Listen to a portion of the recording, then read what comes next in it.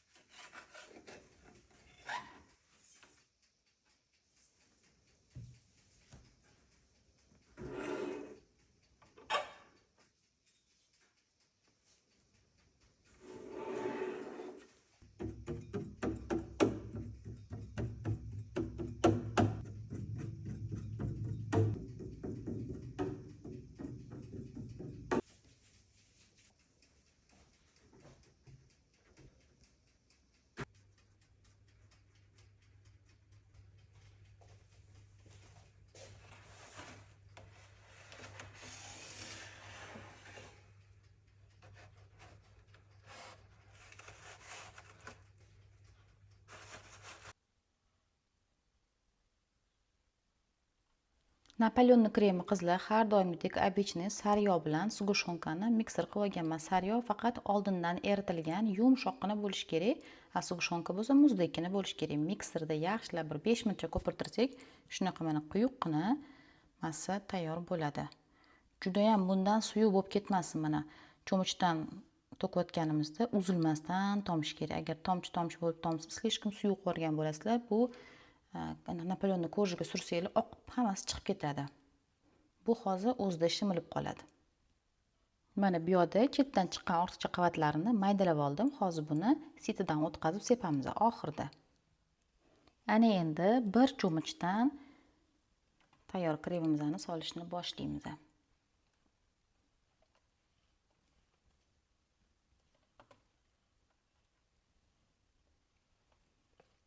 Agar siz bu jarayonni birinchi marta qilayotgan bo'lsangiz, piyolaga qilayotgan ko'rjlaringiz soniga qarab, Napoleonni ko'rjlarining soniga qarab bo'lib olasiz, keyin bemalol suraverasiz. Shunda adashmaysiz, qaysidir qavatiga ko'proq, qaysidir qavatiga kamroq krem bo'lib qolmaydi. Shunda bir xil chiroyli bo'lib chiqadi. Yengil harakat bilan suramiz. Qattiq bosib yormaymiz. Agar bosilib burdalanib ketsa, surishinglar qiyin bo'ladi. Qavatlar, ya'ni maydalanib ketgan, burdalanib ketgan ko'rlar u yoqqa bu yoqqa surilib sal qiynalasiz.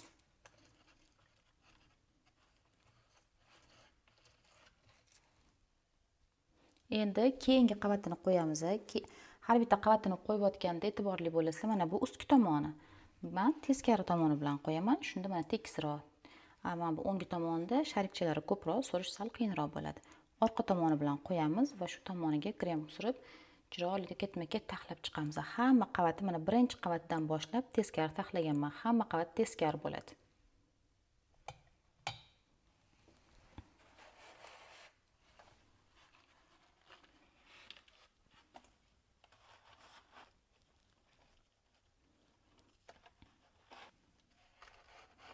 Chiroyliroq qavatini. Endi ustiga maydalangan ko'rjlarni sepib olamiz.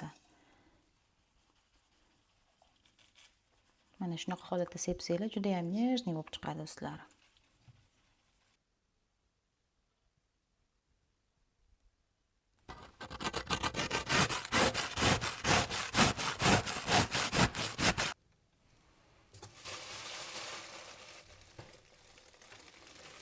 Mana oralarini ko'rishingiz mumkin qizlar, qanaqa zo'r chiqqan.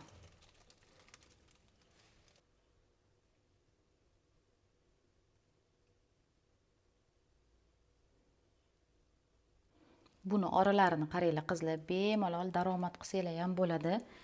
Albatta pishirib ko'rganinglarda yoqqanida duolaringizda eslab qo'yishni unutmanglar. Qaranglar qanaqa idealniy bo'lib chiqqan. Og'izda eriydigan kumir-kumir bo'ladi.